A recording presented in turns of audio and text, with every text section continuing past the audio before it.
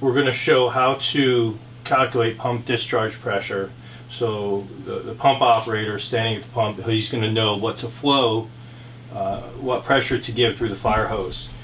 To do that, there's a formula that we use. The formula is pump discharge pressure is equal to the nozzle pressure plus the friction loss of your fire hose plus any appliances plus or minus elevation. That's the formula there that we're going to use. We're going to take this formula and break it down to what each of these mean and where some of these numbers come from and what we're going to use. So first we're going to figure out what nozzle pressure is. The nozzle pressure is how much pressure is needed at the nozzle tip to get a certain amount of flow through, a certain amount of GPM. So here's a small chart that shows some of that. Also on this chart I do have elevation, which I'll cover towards the end. At the top here, these are the nozzle pressures you need to know. So you need to have some of this in memory. There's three main numbers and then there's some other numbers. The three main numbers you need to know is going to be 80 psi, 50 psi, and 100. 80 psi is for master stream smoothbore nozzles. The 50 psi is for hand wind smoothbore. 100 psi is for the automatic fog nozzles, which can be either a hand wind or a master stream. Other nozzle pressures that you're going to see, and some newer ones, is 100, 75, and 50. And there's even others on top of that, which are dependent on the manufacturer. You'll have to check that out. They'll have that. The manufacturer will provide those numbers. But the 100, 75, and 50, those can also be for automatic nozzles. And we can, for testing purposes, you're not going to see this on a test unless they specify your automatic nozzle pressure is 75 or 50. If it just says that you're using an automatic nozzle or fog nozzle, assume it's 100 psi. Okay. So for the example we're going to do here is we're going to figure out the pump discharge pressure for a pre-connected hand line. So that pre-connect is going to be 200 foot long. It's going to be 1 3/4 inch hose, and we're going to have an automatic nozzle on there. Okay. How much water do we want to flow? The automatic nozzles, if it is automatic, there's automatic, selectable gallonage, and fixed gallonage. We're going to use a 125 GPM. The automatic nozzle or the fog nozzle that you pick, you're going to have to look to see what it can flow. But we're going to use 125.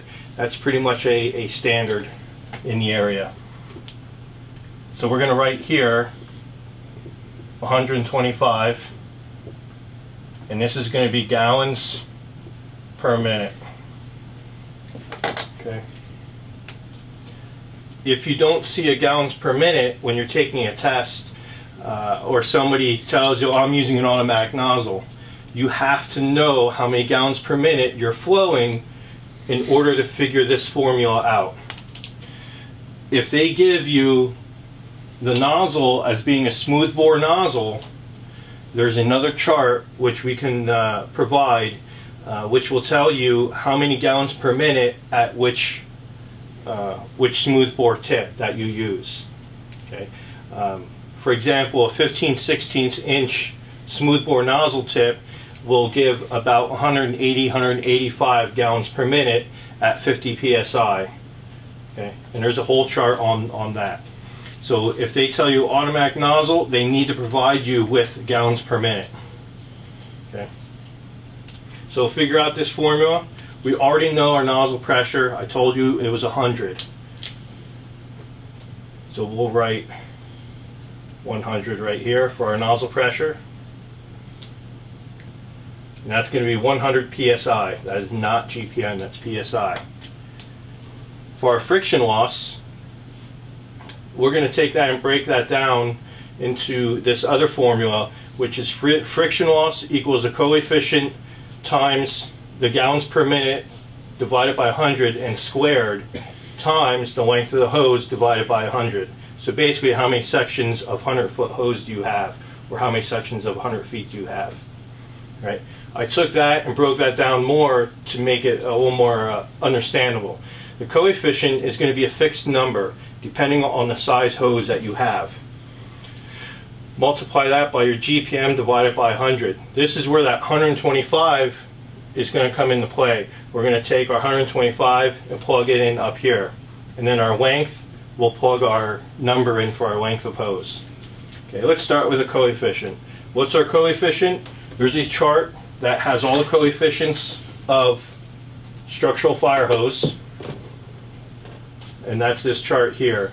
For 1-inch hose, that coefficient is 150. For 1.5 inch, it's 24. 1 3/4, which is a popular one, is going to be 15.5. 2 inch is another popular hose. It's going to be 8. 2.5 is 2. 3 inch with 2.5 inch couplings is 0.8.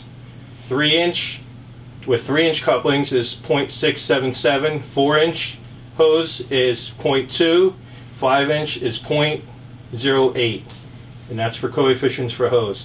So the number we're going to use here is going to be our 1 3/4, and this is 15.5. These numbers won't change at all. These will always be the same numbers in any calculation that you do. Okay, so the number we're using is 15.5.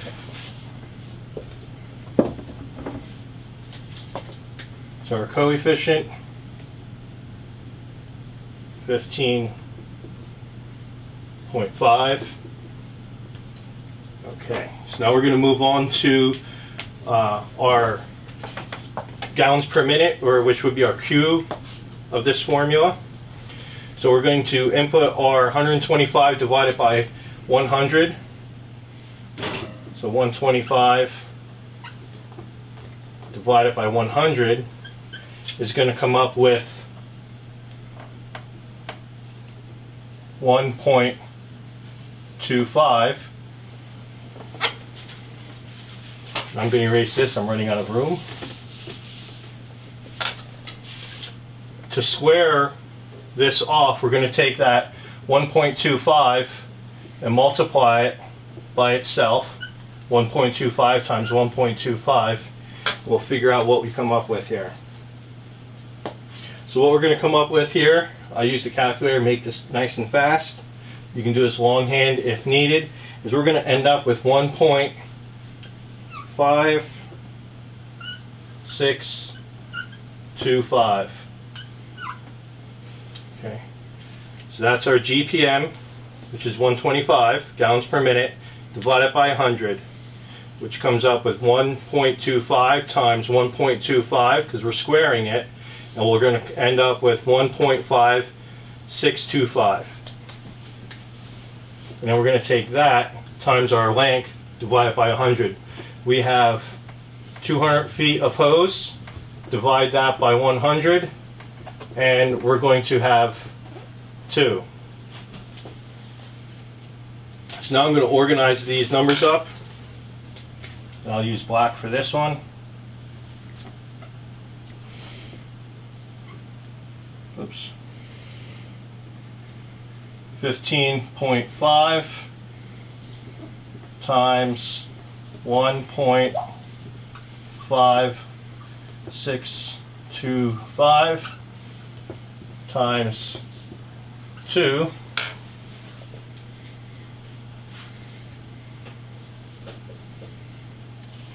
We're going to multiply all these, 15.5 times 1.5625 times 2, and our answer is going to be 48.4375. So this is going to be our friction loss for fire hose. Okay. Appliances, this is a pre-connected hose that we are calculating. There are no appliances on there, so that's going to be a 0.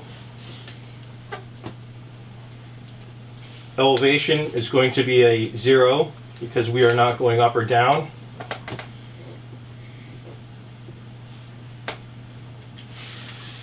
For our elevation, if we have to go to another floor, our elevation, we're going to count 5 psi per floor, not counting the location of the pump.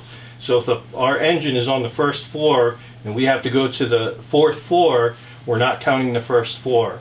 The second floor is going to be 5 pounds. We're going to add 5 pounds each floor above that. If we're running an aerial or we're going to run a standpipe, we can do half the height. Okay? You can even use half the height for the size of the building. If you have a real high first floor, you can guesstimate on the height of your building, where the hose line is going in at, and you can also use that one. So either 5 psi per floor or half the height.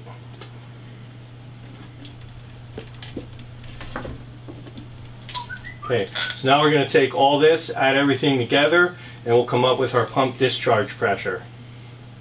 Okay, so we're going to take our 100, which is our nozzle pressure. We're going to take our friction loss, which is 48. Our appliances, which we didn't have any. We'll go over appliances in a later video. And our elevation, which is also 0. We're going to take these and add those all together. And that's going to come up with our pump discharge pressure. So 100 plus 48.4375 is going to be, but on the pump panel, looking at a gauge, you're not going to find 148.437 on your gauge. So what we got to do in the fire service is keep things simple. We kind of round things off. So we're going to take this and we're going to round this off to 150 psi. Okay.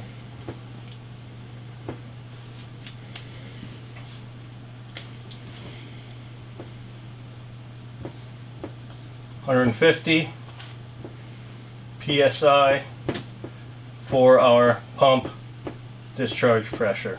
This is the number that we're going to use on our pump. Okay.